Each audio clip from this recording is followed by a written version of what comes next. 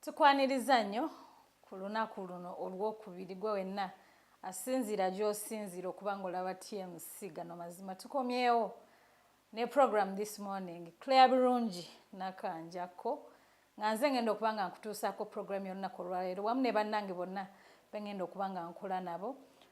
Lunaku lwakubiri ebbugumu oba ennyiike ekyatubuutikidde olw'okuba nga twaviiriddwako omukulembeze omukukunavu abadde atwala oba abadde akubiriza olukiiko lwa Parliament of Uganda eye-11 omukulu Jacob Oulanyah. Tweyongera okusindika oba continue to extend our condolences ku family mpozi ate ne Uganda okutwaliza awamu nti twafiiriddwa nnyo nnyini ddala era nga tunyolwa wamu n'eggwanga lyonna okutwaliza wano ku TMC. Bingi nnyo ebigenda mu maaso naddala ku nsonga eyo naye tugenda kubanga tubyetoololerako kimu ku kimu tulabe butya bwe tuyinza okubivuunula oba okubitafuta. Bantu bangi bavuddeyo ne boogera ku mukulu Jacob Oulanyah obulamu bwe engeri gy'abadde akolamu emirimu gye na biki bye bayinza okuba nga bemujjukirako. Tugenda kuba nga tubikutuusaako byonna olunaku olwaleero. Tubeebaza mwenna abalaba programu zaffe nti temujjanga okwo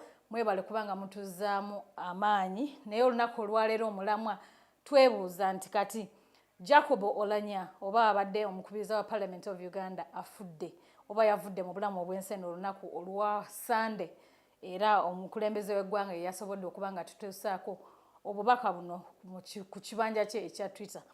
Awo ne we twebuuliza nti ani agenda okudda mu bigere succession process, ani asobola awo. Abakulu bano bangi bavuddeyo ne bagamba omukulu ono abadde akola bulungi, abadde akwata obudde, abadde akola ABCD, bamwogeddeko ebirungi bingi. Awo nno we twebuuliza nti ani ayinza okuba nga asobola okukola Jacob Oulanyah by'abadde akola oba oli awo n'okusingawo. Osobola okuba ng'otwa opinion yo mu commentary section ku butya bw'olowooza ku nsonga eyo. Yani twalabye omukulu Ssekikubo Theodore Oweri Eremiyaga yavuddeyo n'aba ng'ategeeza eggwanga nti naye ayagala kubanga yeeteeka mu lukaali oba mu lunyiriri lw'abo abaagala okuba nga bavuganya ku kifo ekyo. Tujja kuba tubimanya. Ku kamera olunaku olwaleero nkoze ne Shafiq Divorce, Kes Juma Lubowa ne Divorce Moses Awanje Ftami nga producer wa Sheno, mpozi ate ne executive producer Dean Lubowa Saava. Abakulu abo be bagatta amagezi gaabwe, bagatta ebirowoozo byabwe, bwe batwala obudde bwabwe ne batuyiyiza oba ne babayiyiza ekirungi ku butya programu eno we tugenda okuba nga tugikutuusaako. Nkujjukiza nti abakulu ba Hidden Concept be bavujjirira ensimbi programu eno ate ne bamakinga sure nti buli kumakya nzuukuka mu kitanda n'enzija nkuweereze.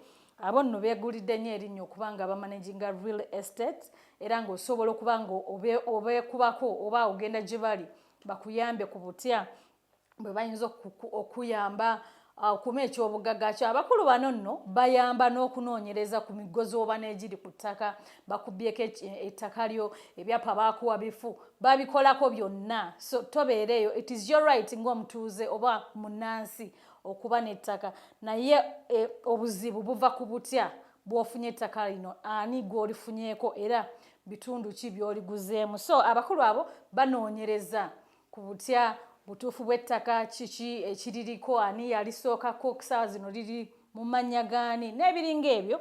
So gwe wenna alina ettaka oba ng'olina ekirooto ky'okufuna ettaka osobola okuba ng'obeekwata ate ne bakuyambako ku nsonga ezo. Tebatunda ttaka, tebagaba byapa, wabula banoonyereza ku nsonga z'ettaka, omigozi obano, obukulupya obuli ku ttaka n'ebiringa ebyo. Kyokka ate ekirungi ekiriwo nti bano bateekawo n'enkolagana ennungi wakati wa landlord mpozi ate n'omupangisa oba ng'oli eyo ng'olina amayumba ago ag'okusolooza nga ag'okutawaanya, olina emirimu mingi ate osobola okuba ng'obeekwata ne bakuyamba.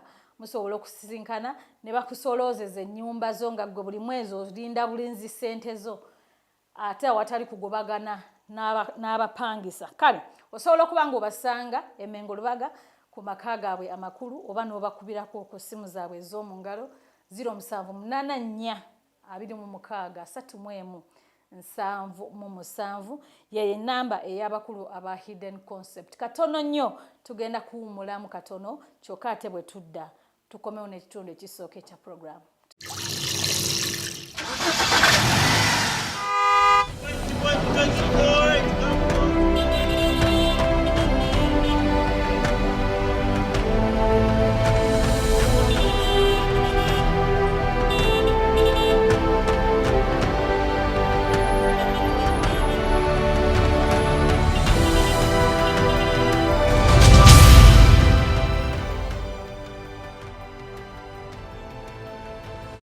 mikwano birowoozo w'osobola okutambuza ng'oli wamu n'omwagalwawo. Eryo nno ly'eddekende ly'otalina kusuulirira. Naddala ng'otuuse mu kiseera eky'okwagala okutambuzaako omwagalwawo, ekifo kiri kimu kyokka mu Uganda ekikyasinze okubaamu amasanyu ag'omulembe. Ye Izoni e Kasubi ku Kyekawaala. Tulina Night Club erina ebyuma ebisindogoma.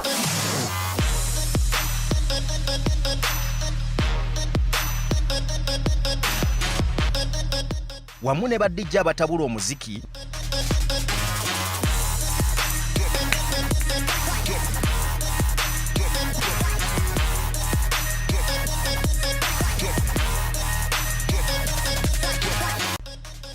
Masaji pala yaffe ya mulembe nnyo. Guest house zaffe nnungi nnyo.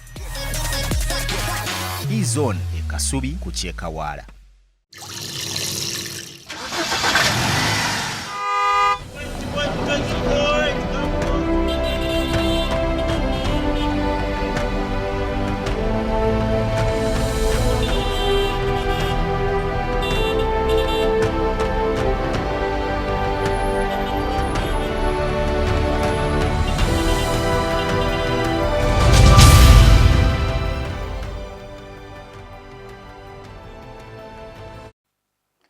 Kulikayo nnyo mu kuwummula mu tutandise program this morning. Nyongera okubuuzaako gwe munnanga asinzira yonna gy'osinzidde n'oba ng'otulaba ate n'oteekako datawo n'otafaayo ku butya oba kyenkana ki ekya data ky'ogenda okuba ng'okozesa naye n'olifuula ekkatala okuba nga weekumira emabegawo okumanya wano ku TMC program this morning. Claire Rungi nakanjako nze ndiwo ku lwa bannange bonna era nga ngenda kuba nkutwalira ddala paka ku ssaawa 3. Tubeerawo ne programu eno okuva ku Monday paka olunaku olwokusatu ssaawa emu paka ssaawa 3 muno nno mwe tukutegeereza biki ebyo ebigenze mu maaso mu ggwanga, current affairs, news updates, ebyemizannyo, mpozi ate n'ebyamasanyu oba oliawo ate ne international news oba amawulire agali mu mawanga agatwetoolodde. Tukola n'abantu bangi ddala era bonna nga bw'obalaba naye nga tubasiimira ddala okubanga mwewaayo okubanga mulonze ffe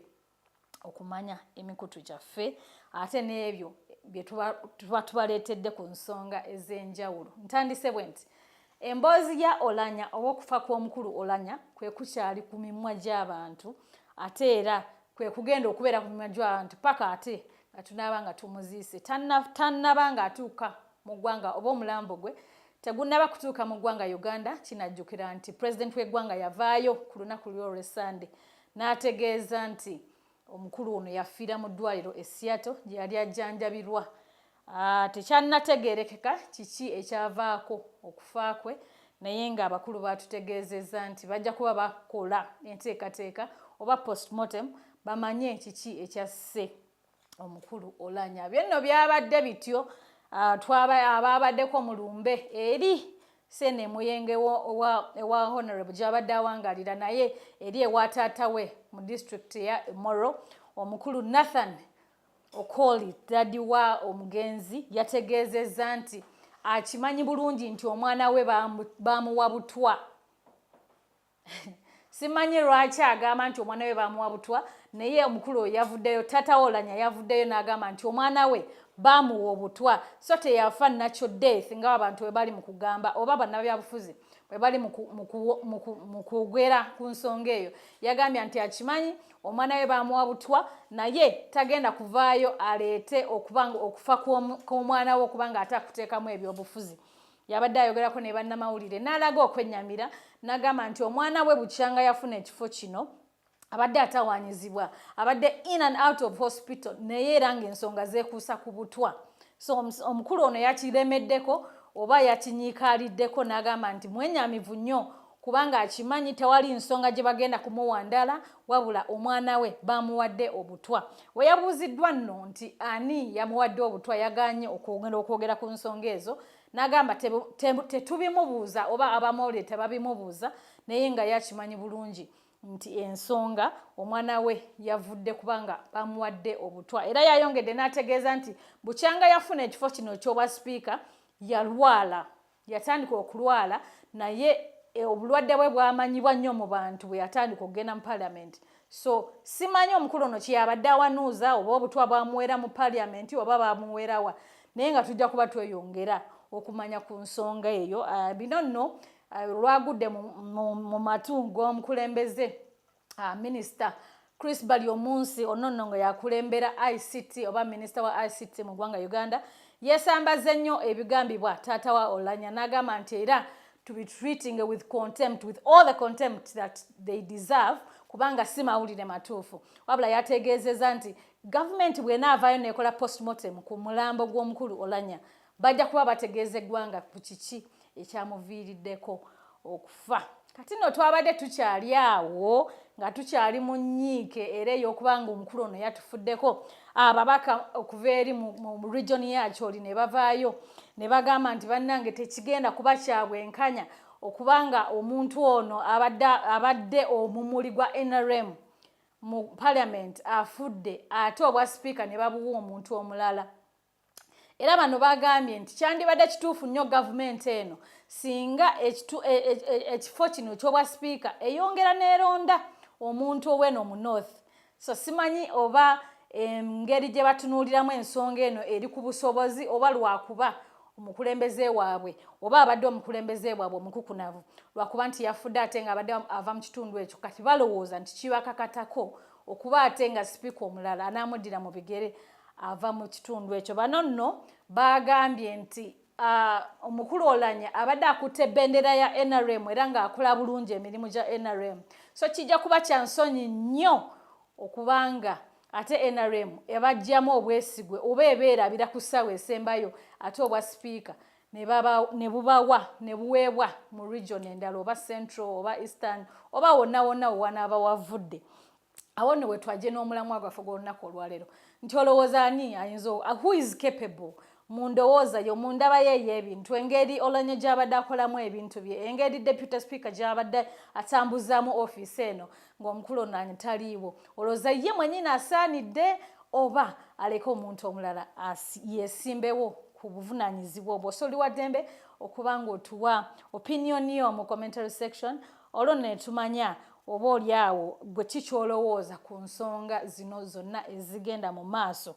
Kyokka era twabadde tukyali awo mu kunyorwa nakugambye programu eno leero tugenda kwetooloolera nnyo ku bulamu bw'omukulu Oulanyah n'ebibadde bimufaako ne banna baba parliamentarians banne kiki bamwogerako. Twabadde tukyali awo mu lumbe munnange nga omu ku ba family members b'Oulanyah bavaayo ne bategeeza nti bonga family bagenda kuvaayo ba frontinga family members waabwe one of their family member bagenda kubanga bamufrontinga okubanga yeesimbawo kuba MP.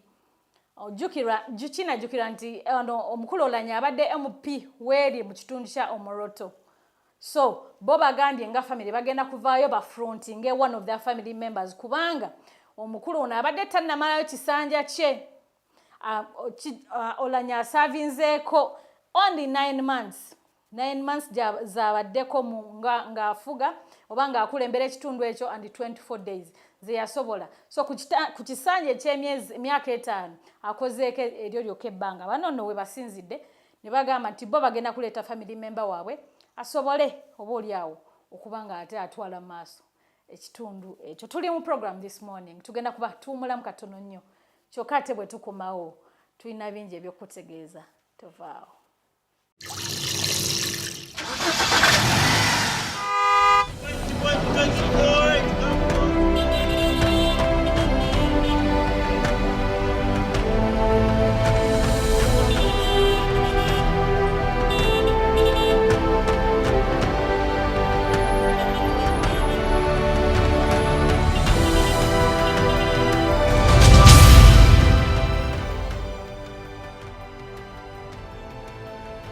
Omukwano birowoozo w'osobola okutambuza ng'oli wamu n'omwagalwa wo. Eryo nno ly'eddekende ly'otalina kusuulirira. Naddala ng'otuuse mu kiseera eky'okwagala okutambuzaako omwagalwa wo, ekifo kiri kimu kyokka mu Uganda ekikyasinze okubaamu amasanyu ag'omulembe. Ye Izoni e Kasubi ku Kyekawaala. Tulina night club erina ebyuma ebisindogoma.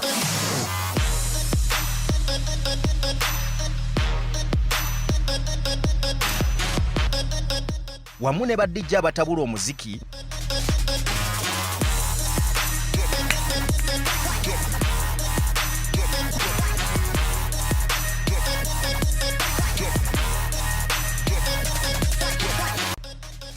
Massage pala yaffe ya mulembe nnyo.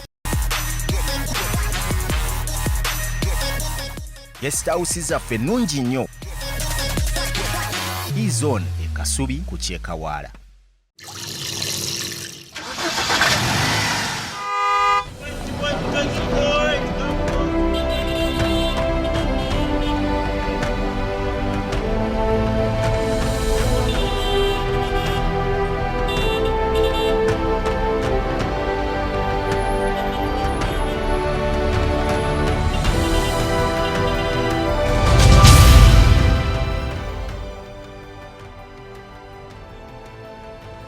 Program this morning gye tulimu nyongera okubuuzaako era n'enkwebaza kubanga otwekuumiddeko wano ku TMC.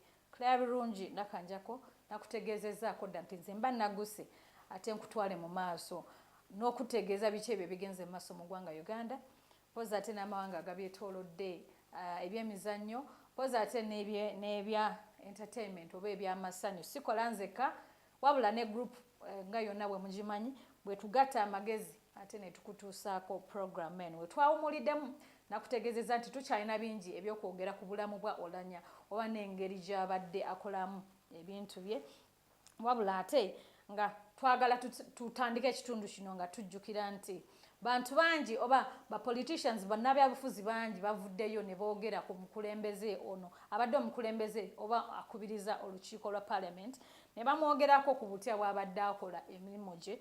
Munono mu bavuddeyo okumwogerako mwabaddemu leader owa National Unity Platform omukulu Honorable Kyagulanyi Ssentamu. Yategeezezza nti ono yamumanya bwe yatandika okubanga tannaba nakubeera mu byabufuzi nga ba mikwano, naye yamusisinkanangako eyo mu music shows ne baba nga basharingamu kimu bibiri era nga amutenda okubanga yali musajja wangu kunadde ate nga wa kigambo kyo, wabula ate yayongera nnyo okumumanya bwe yayingira parliament era n'ategeeza nti omukulu ono akwata nnyo obudde, abadde akwatanga nnyo obudde era we baategeerangako nti yagenda okusharinga session bayanguwanga nnyo kubanga ye teyakkirizanga ssaawa 8 kuyitako nga session tennatandika. Bangi nnyo omukulu Mathias Mpuuga naye yamwogeddeko ng'omusajja abadde akwata ensonga obulungi era nga taleka jjinja nga terivuunuddwa singa ensonga eyo eba nga tewedde. Eyo nno bwe tuvaayo twalabye nga omukulembeze oba minisita wa health omukyala Ruth Aceng yategeezezza nti Honorable Oulanyah oba omugenzi Oulanyah yabadde tannafuna bujjanjabi.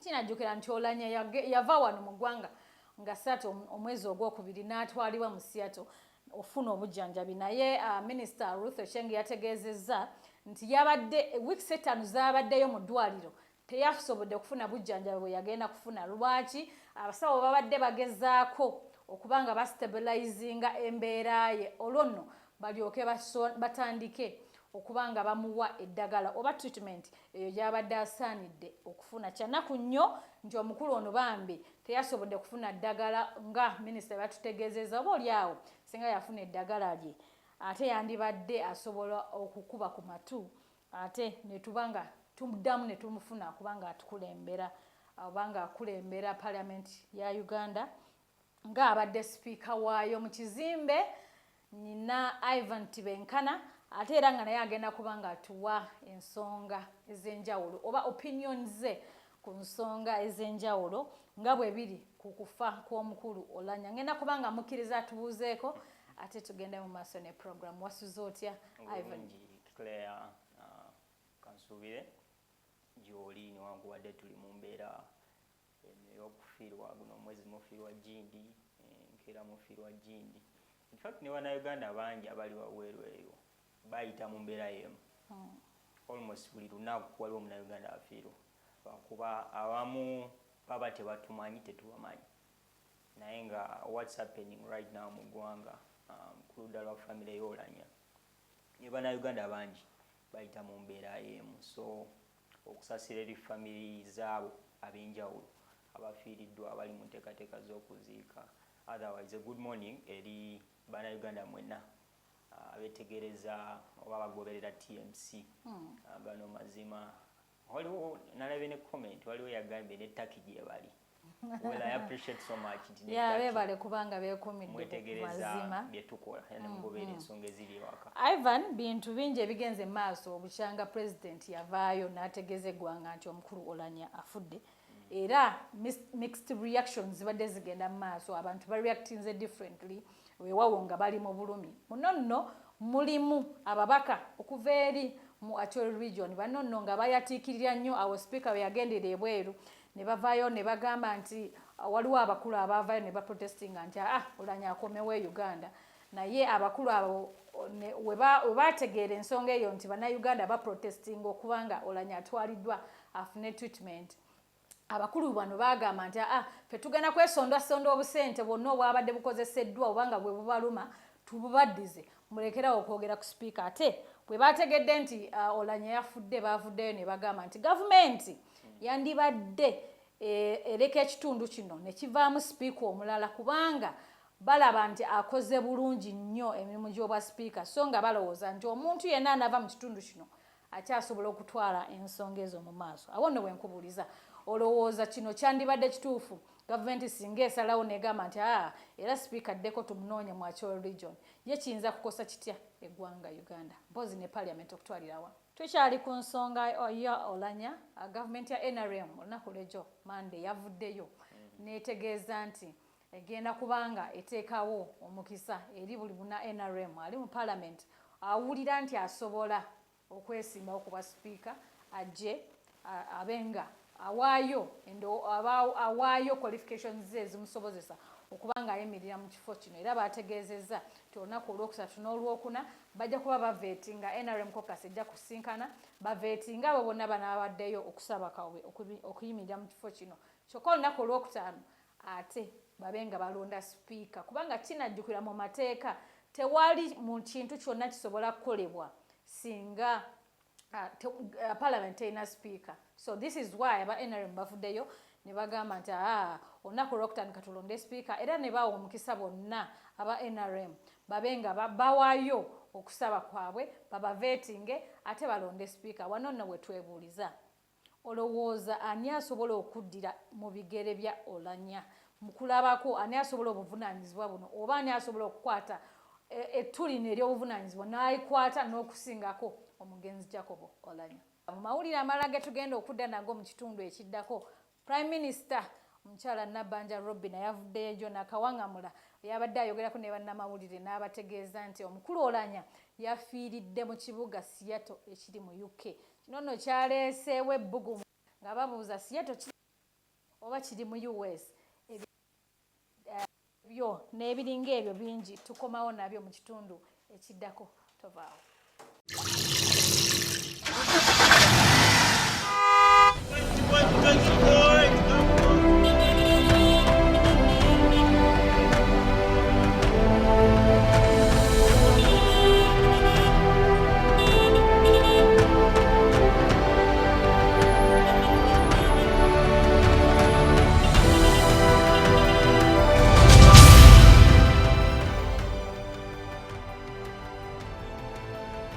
Omukwano birowoozo gw'osobola okutambuza ng'oli wamu n'omwagalwa wo. Eryo nno ly'eddekende ly'otalina kusuulirira. Naddala ng'otuuse mu kiseera eky'okwagala okutambuzaako omwagalwa wo, ekifo kiri kimu kyokka mu Uganda ekikyasinze okubaamu amasanyu ag'omulembe. Ye Izoni e Kasubi ku Kyekawaala. Tulina Night Club erina ebyuma ebisindogoma.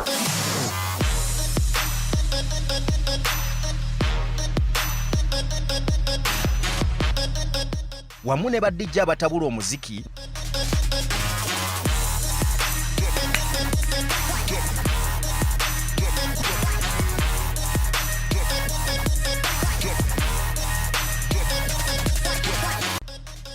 Massage pala yaffe ya mulembe nnyo. Guest house zaffe nnungi nnyo. Izone e Kasubi ku Kyekawaala.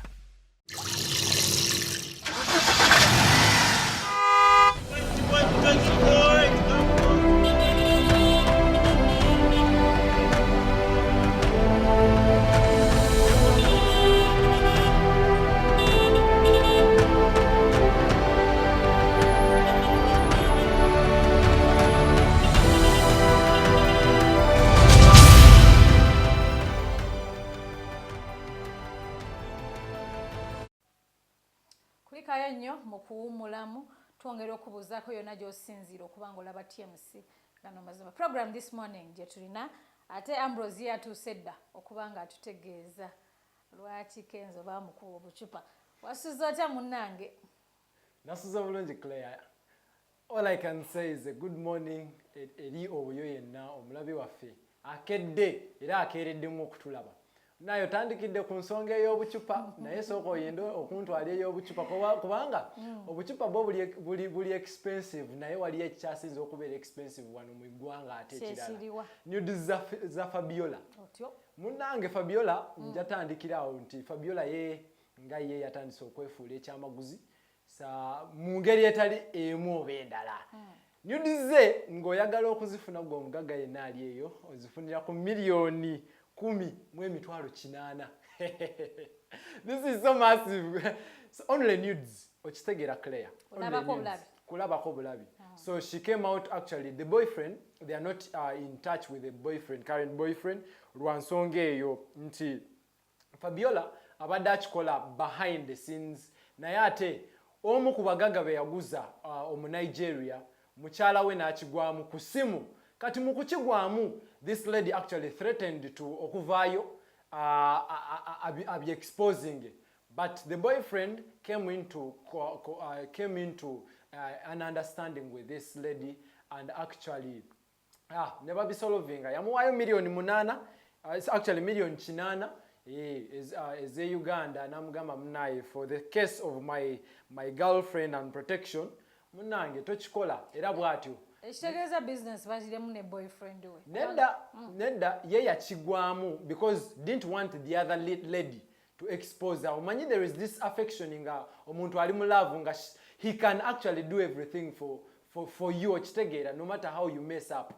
Yadde mukitwala bubi nti abasajja tetulina love naye nga love eyo gyeri kati ngowa Fabiola munaye yamulwanirira because okuprotectinga ekitiibwa kya mukyala we kubanga bwe bivaayo ye ng'omusajja aba aswala okitegeera. So yensonga lwaki naye ng'eyo tuvuddeyo ffe twazudde wano e Uganda nti waliyo abasomesa abakyasinza oluzungu nga mbano abakyasinza oluzungu mulimu Yesu Kristo mukama waffe era nga Pastor Manjeri ye yabadde omuyizi asooka mu kiraasi ya Yesu okusomesa oluzungu. Asomesezaawo ate?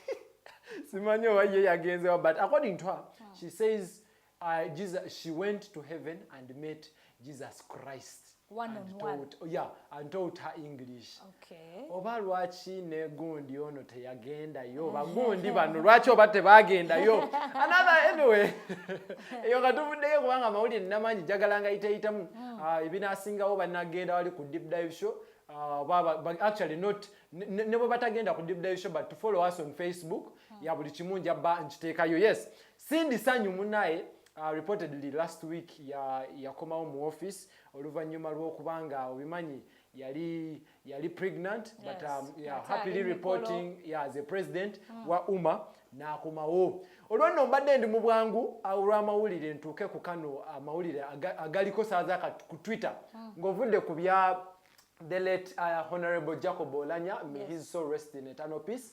Munaye waliwo ka video oba akatambi akava eside zerira osimanyi oba wakafunyeeko katambi ako kati akatambi ako it was a sexual scandal whereby one of the CEOs wa radio emu emanyikidde nga QFM eri that side of Lira omwami Ken Okelo naye yali yafunyeyo awo kasile queen omanyi mumagamba mbu erira teri basile queen sewa gye bali so yali afunyeemu kawo kwesanyusa but as you know nsuubira ye yagendayo just to show vibe and so on ne babirecordinga unfortunately akatambi nga they are doing whatever they are doing kaliikinze.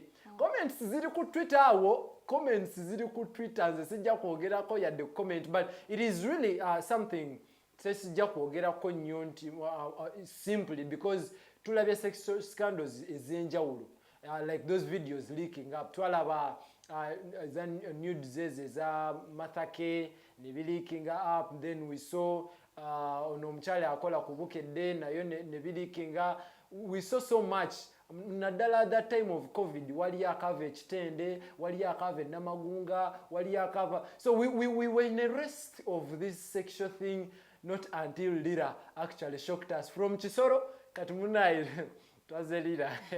Ono omusajja ayogerwako ye yali yasaba bukadde mukaaga nzijukira mu elections. Yes. Yasaba president wa NUP bukadde mukaaga buli hour. Abenga asasula bukadde mukaaga kuba ku QFM. So sente ezo kitegeeza zikozesa kukabasanya bwana bwaba. Sina kukabasanya kubanga singa kukabasanya singa balazenga balwana. Naye this was a real good entangle. Kubanga sijja byogerako nnyo, but anyway it was just a vibe ekitegeera enjoyment. Well, nga tuvuddeyo awo aba promoters abamu bavuddeyo ne beemulugunya kuba upcoming artists naddala Liam Voice. Mbuno ye ebisale bye biri waggulu nnyo in that okuleeta Liam Voice ku ene concert olina sooka bbanga oteese obukadde buna, that is 4M on table. Kati awembuulizaamu kaakabuuzo to everyone who views us, is really Liam Voice worth the 4M okubanga omuleeta ku kivulu kyo ng'omuntu? Anyway, I shall be waiting for the comments. Ngeyo tuvuddeyo. Recently, His Excellence Bobi Wine yagenda nayogerako ku another parents meeting wali ku SMAC. And he was complaining, he phrased very many things era Akatambi nga yemugendo kalaba mu maaso awo. He talked a lot about his private life and then the son's life together with the school. Ngesomero okwemulugunya kugenda wa mukulu head teacher. Kati Twitter omwami gwe bayita Simon Kagwanjala ya omu ku bakozi aba NBS munnamawulire yavuddeyo n'agamba nti it was not really worth Bobi Wine okuvaayo n'ayogera ku bintu ebimunyiga ye ng'omuzadde eri to expose the head teacher in front of the students and together with the parents. Kati wekibadde ku Twitter nga answers, that is another thing I could talk about because it's not more of entertainment, but you know it's entertainment as well as edutainment. Tuyiga chimuno because there are very many parents besides Bobi Wine or His Excellency the Ghetto Gladiator abalimu in that situation. In that, according to his speech agamba nti omwana we omusomesa yena amutuukirira like being too close with Solomon Kampala. That teacher is actually either suspended, off duty, or expelled from that school. So that segregation or discrimination in school, bazadde bangi abali eyo nga they are facing the same problem. So commentary section, would the schools nze sisuubira kyandibadde kya kirungi essomero nga SMAC kubanga lyazimbibwa ku musingi gwa bukatuliki oba gwa kanisa okuvaayo ne gukola ekintu ng'ekyo. Anyone who can comment munaye tujja batufuna your comments. And lastly, Waiki Benda, the first on every female's agenda, including you, Claire. Sakone munange gwenkola naye oba gwendi musoon to work with Eza. Nai, that guy is always the first. Yavuddeyo na official statement ya Mpaka Records as the CEO. Kubiri ebigambibwa nti Drake Ali balinamu bitter fight with him or with Mpaka Records CEO. That is him. Nabyesambaga n'agamba no, actually we didn't have any bitter fight. In an unofficial document, yayisiza ku mukotu ogwa Instagram yagambye ati we have since last week picked information that Mpaka Records and Drake Ali are having a bitter split. This release is to notify the public and all our stakeholders that Mpaka Records has no existing disagreement with Drake Ali. Mpaka Records is in close ties with Drake Ali and his family, hoping to understand and clarify issues around Drake Ali's traveling to Canada. Kitegeeza ye yagenze Canada. So that implies that he came out okujjawo kiri ekibadde kitambulira mu media all over. Well, okunda ku story y'obucupa because I was there one-on-one with my 1Ks yabadde ku camera. Yeah. Eddie Kenzo arrives, entertainment was actually very, very, very nice. Makerere students enjoyed it to the fullest. Naye nga bw'obimanyi eby'Emakerere, people crammed it into eby'Emakerere by'eggwa in a bitter fight. But actually, I could say some people have not understood what those students actually need or what they want.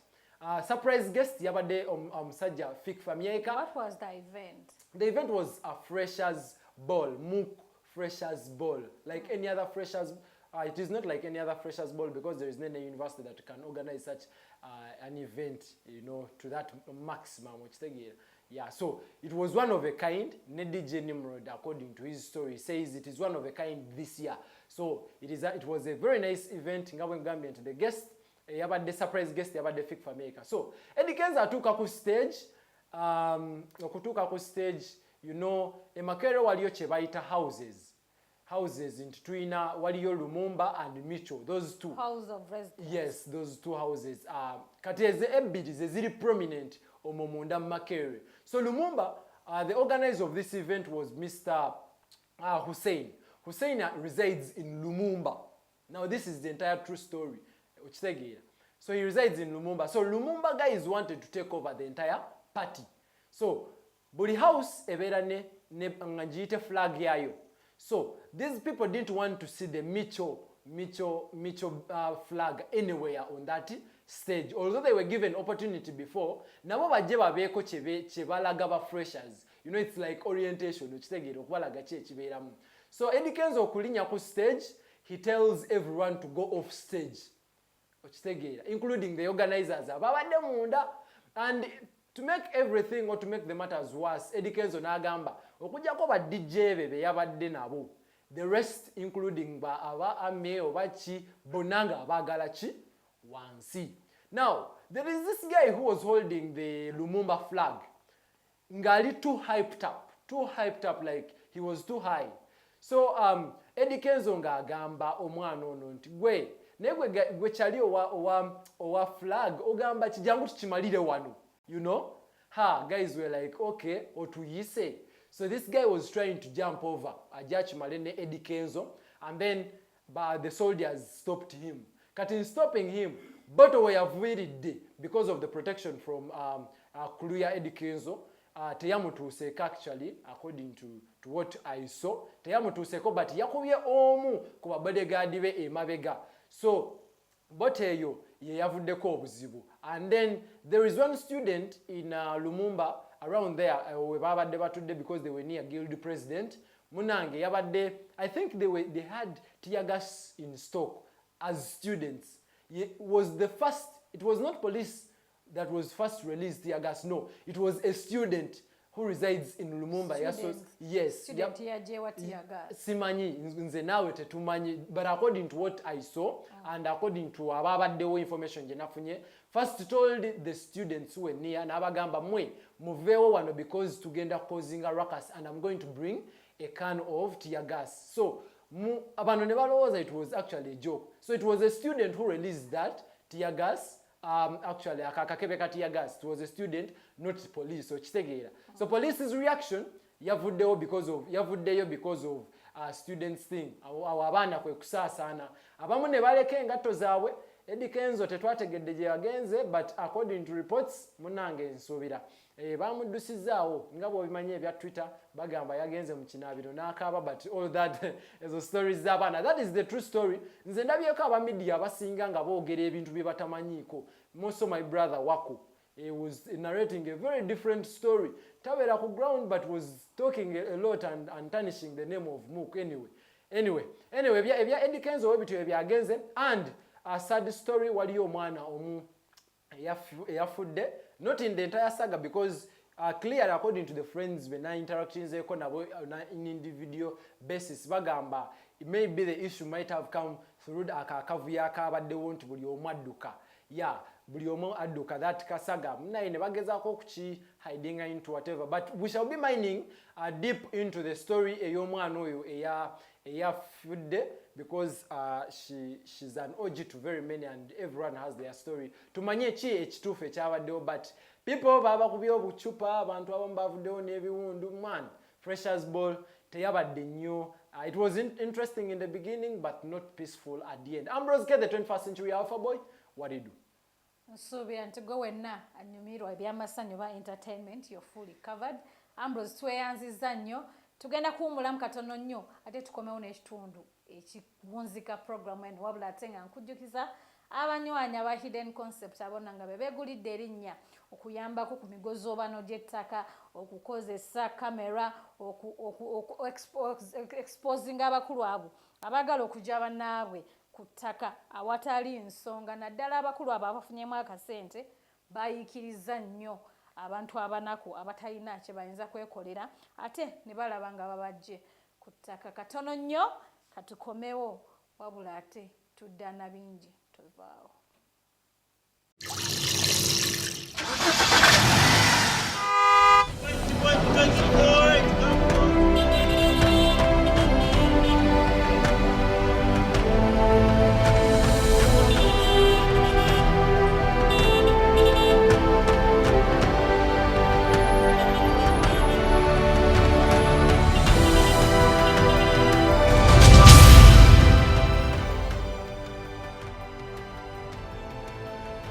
Omukwano birowoozo gw'osobola okutambuza ng'oli wamu n'omwagalwa wo. Eryo nno ly'eddekende ly'otalina kusuulirira. Naddala ng'otuuse mu kiseera eky'okwagala okutambuzaako omwagalwa wo, ekifo kiri kimu kyokka mu Uganda ekikyasinze okubaamu amasanyu ag'omulembe. Ye E-Zone e Kasubi ku Kyekawaala. Tulina night club erina ebyuma ebisindogoma.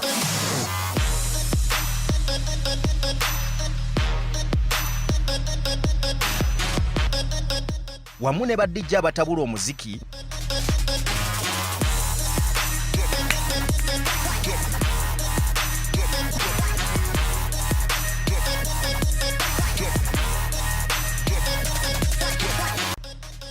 Massage pala yaffe ya mulembe nnyo.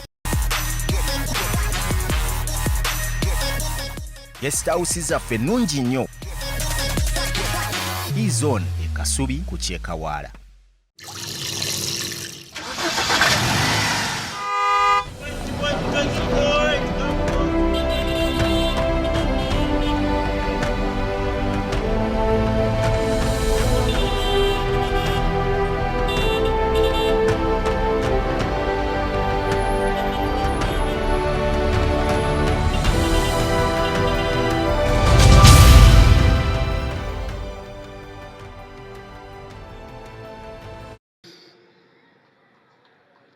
And then he said, let he who has not sinned cast the first stone.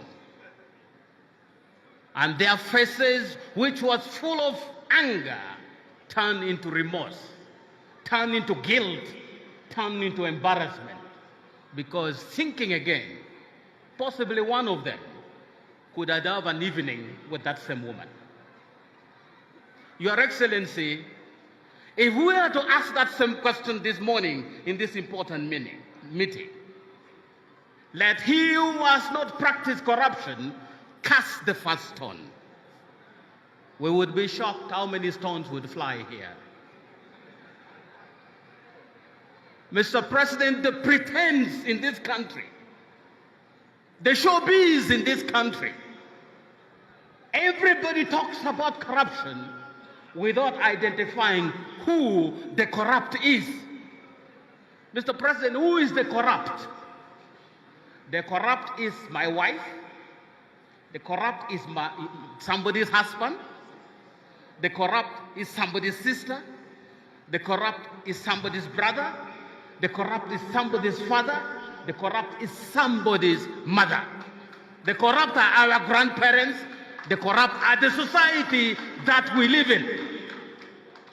Mr. President, we are all corrupt.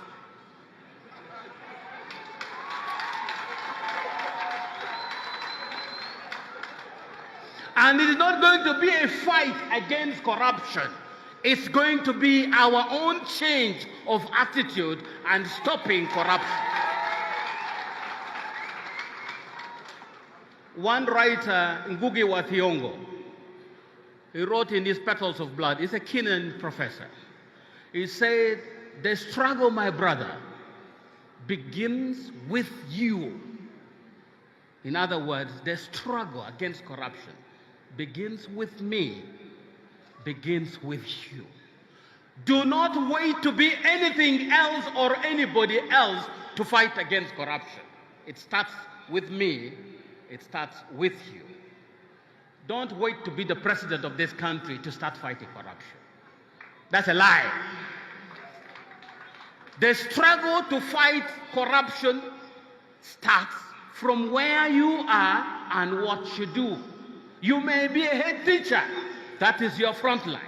You may be a commander of the military, that is your front line. You may be the Deputy Speaker of Parliament, Deputy Chief Justice, that is your front line. That fight must begin from where you are. Let's cut the pretense, Mr. President. Let's stop being corrupt. We all are guilty as charged. Let anybody challenge me, Mr. President. Unless we take this from our own front lines and extend the frontier to cover other areas, it's a waste of time. It's a public show for nothing. I come because it's a public show, but deep down I know we are going right back to practice the same damn corruption that we claim to fight. Ebyo byebimu ku bigambo ebiwoomu bye twawulira okuva eri omukulu Oulanya eyafudde essaawa zino yatuvudde ku maaso. Tusaba Katonda amuwe ekyummulo eky'emirembe kyokka ng'era kinajjukirwa nnyo nti omukulu ono abadde ayagala nnyo okuseka era nga ye oyalinga tewali lutuula lwa parliament lwe engagingiddemu n'atabaako nakuseka. Ye agamba nti okuseka oba abadde ng'ategeeza abantu nti okuseka kitundutundu k'ebyo omuntu by'alina okukola nti you do not have to make life so serious. Crack a joke and move, and that way abantu bajja kujjukira nnyo by'obadde oyogera. Saabadde akozesa nnyo enkola eyo kyokka ate era kinajjukirwa nti ono abadde freestyle nga si ye muntu ennyo eyeeteeka mu bitiibwa kubanga era abadde alabirwako on several occasions ng'azze okukyeringa parliament ng'ajjidde ku ddigi era abadde ayagala nnyo ddigi. So bingi nnyo ebimugerwako oba ebimujjukirwako naye nga ebitonotono tubikuleetedde mu kaklipu ako pozi ate ne bye mbategeezezza. Wabula ate omukulembeze w'eggwanga yavuddeyo n'ategeeza nti flags zonna mu ggwanga zigenda kubeera at a half mast in respect ku mukulu Oulanya nga bwe yafudde paka olunaku luli we twamuziika. So institutions zonna ezikalinga flags eza Uganda oba Buganda zonna zirina okubeera at a half mast in respect to the deceased Jacob Oulanya. Ebyo no byabadde biri bityo kyokka ate era President Museveni n'alonda Minister akulira ebyobwa President oba Minister of Presidency omukyala Miri Balabamba okubanga ye chairman ow'akakiiko akagenda okuba kakola ku nteekateeka z'okuziika ez'omukulu Oulanya era ng'ono ajja kuba nga atutegeeza ku ki ekigenda genda maaso. Omulambo gw'omukulu gugenda kujja ddi, ani bagenda muziikawa, byo byonna omukyalo oyo ajja kuba nga abitutegeeza gye bujjako mu maaso awo nga bwe yalondeddwa. Tukatono nnyo tugenda kuyitako mu comments zammwe tumanye ate kiki kye mugamba ku kufa kw'omukulu Oulanya. Katono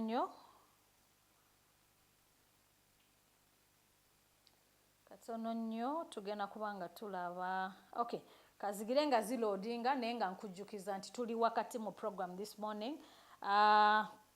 Comments zino ziloadinze. Wanzala Jovan Yusuf agamba it's a test on our health. May his soul rest in eternal peace. We shall miss him indeed. Nabayenda Juliet agambye nti may his soul rest in eternal peace and thanks for the show. Thank you for watching. And then Wanzala Jovan still agambye nti Jacob had promised Ugandans a lot of change in the house, but God did not give him the chance. Tugenda kubanga tumaliriza n'omukulu Wajumba Michael agamba nti may his soul rest in eternal peace.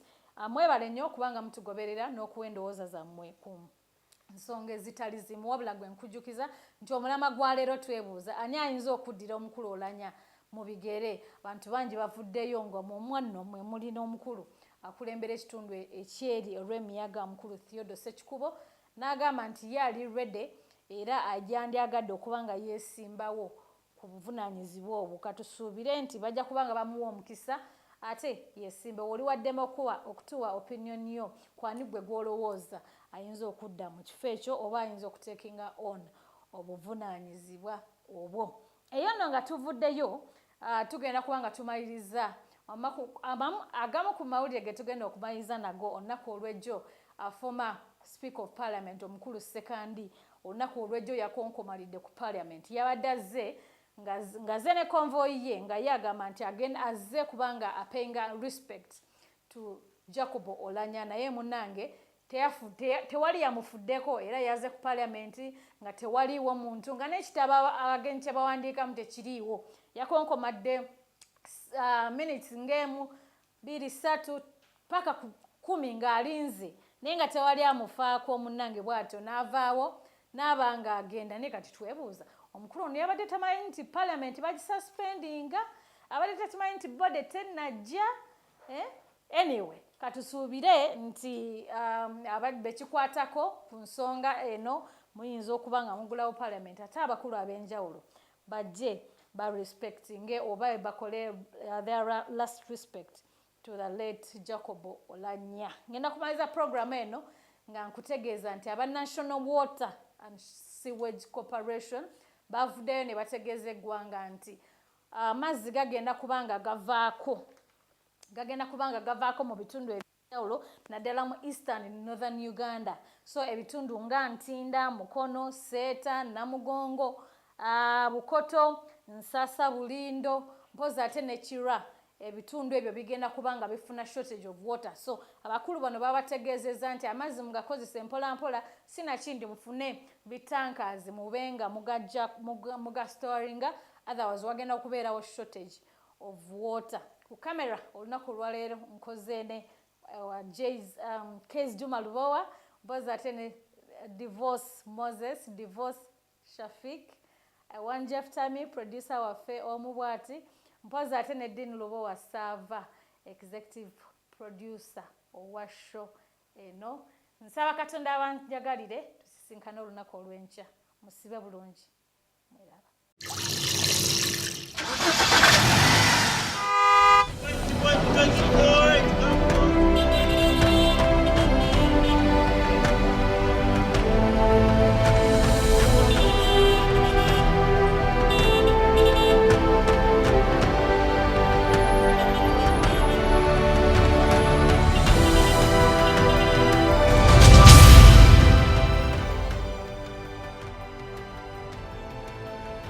Omukwano birowoozo gw'osobola okutambuza ng'oli wamu n'omwagalwa wo. Eryo nno ly'eddekende ly'otalina kusuulirira. Naddala ng'otuuse mu kiseera eky'okwagala okutambuzaako omwagalwa wo, ekifo kiri kimu kyokka mu Uganda ekikyasinze okubaamu amasanyu ag'omulembe. Ye Izoni e Kasubi ku Kyekawaala. Tulina Night Club erina ebyuma ebisindogoma.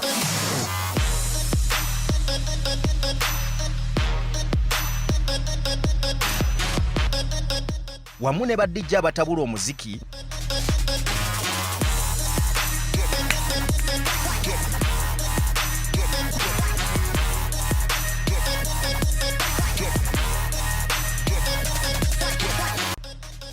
Masaji pala yaffe ya mulembe nnyo.